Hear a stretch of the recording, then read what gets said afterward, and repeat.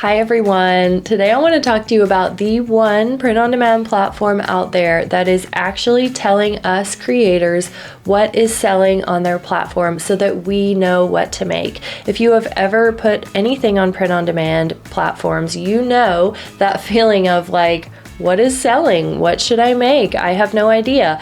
This platform makes that super easy. So I want to tell you all about that today in case you've never realized this before. I'm Liz Kohler-Brown. I'm a surface designer and hand letterer who loves helping people find their style and sell their work. I share drawing tutorials and videos like this where I peel back the curtain behind selling your art online every other week. So come join us here on the channel to learn more about selling your work. So the problem that I'm sure you all have noticed is that print-on-demand platforms do not publish enough sales data to help us understand what is selling. So how in the world are we supposed to know what to make? We want to make art that sells, we want people to find our work, but we don't necessarily know what humans are out there typing in their keyboards and not finding. We want to find those niches that are not full, that people are typing, but not enough people are finding artwork for. That's that sweet spot where we can get our work found, right?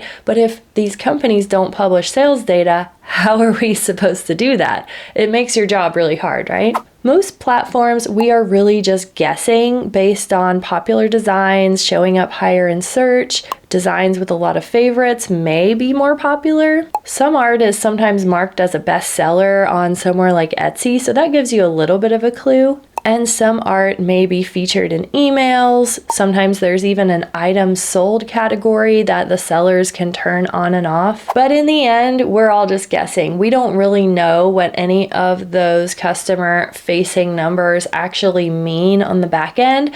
So as creators, we're kind of just shooting in the dark. The result is that artists are left confused about what to make and what will be worth their time on a given platform.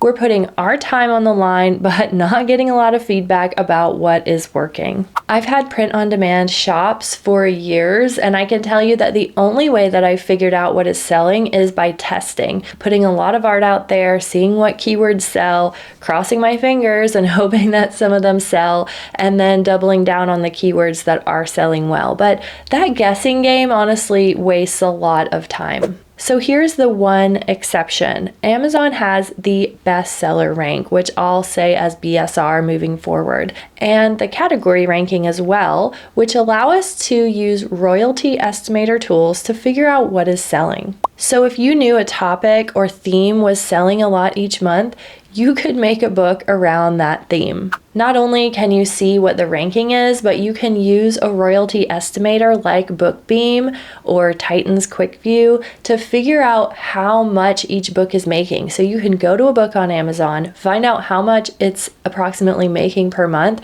to determine if being in that niche is worth it for you, which is a total game changer for creators. So some examples could be something like an adult coloring book about ocean scenes, or how to draw books about flowers, or children's picture books about fear. So that is exactly how I figured out what the topic of my children's book was going to be. I went and found niches on picture books that are searched a lot. A lot of people are buying the few books that are out there, but there aren't a ton of books selling because they just haven't been made by artists yet. I also found that there were a lot of books that didn't have a very illustrative artistic style in that particular niche.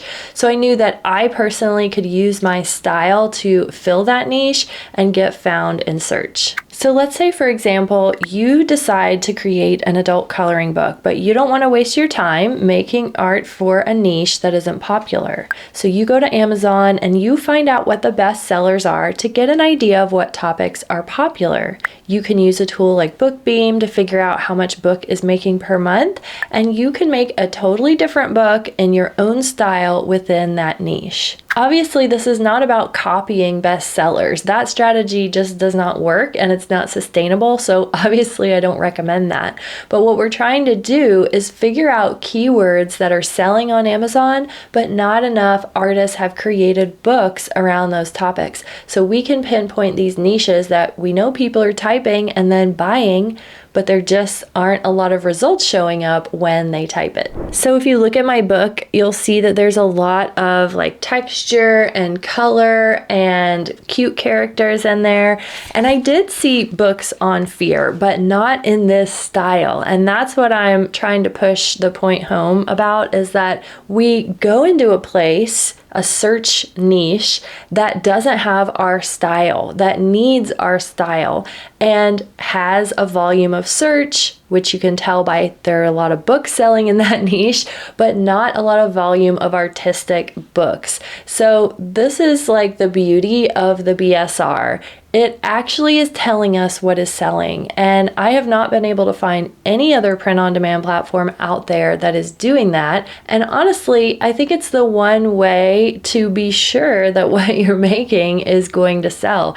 You don't have to wonder if anyone's going to see your art. You just put it out there into a niche that needs your art, and then you can get found. So if you are getting excited about this, I want to get you started with my free starter pack. This is a guide with 75 plus trending creative book ideas and 3 unlocked lessons from my self-published artist class. This whole freebie is designed to just dip your toe into self-publishing as an artist to really figure out, is this even right for you? Do you even want to do this? Is this something that's exciting to you?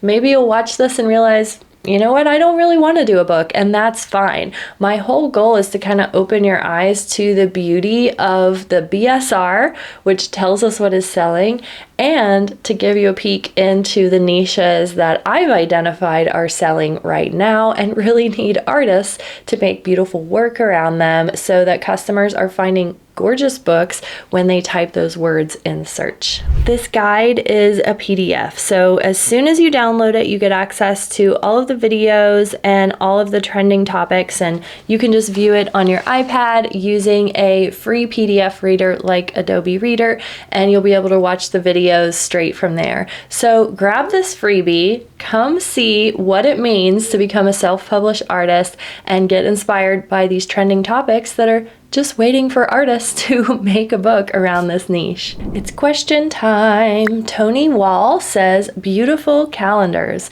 Did you use a POD vendor? If so, which one and for how much? So Tony is talking about my calendars that I sell in my Etsy shop. I typically use Gelato as my printer, and that connects to my Etsy shop so I can sell my calendars through there. And I sold last year over 800 calendars with just 2 calendars for sale in my shop.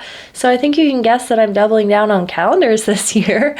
I share my whole process for how I do that, how I design calendars, what apps I use, how I upload them to Gelato, how I get my print samples, take my Etsy photos. I share all that stuff inside my membership, and you guys can watch that class with a free trial, which I'll share right below this video. So if you just want to watch that class with a free trial and then peace out, that's okay. You could do that. No harm done. But I love designing calendars. I think that calendars are, speaking of untapped niches, I think that artists don't realize how hot calendars are and how many people are buying them versus how few artists are making them. So if you're looking for a niche that people are searching a lot and buying a lot, but not enough artists are making work around it, calendars is the one. So if you liked this video, you might also like my video on designing an adult coloring page to get you excited about designing an adult coloring book, and also learning to draw animals on your iPad, which is the process I use to design my picture book. So I'll see you there.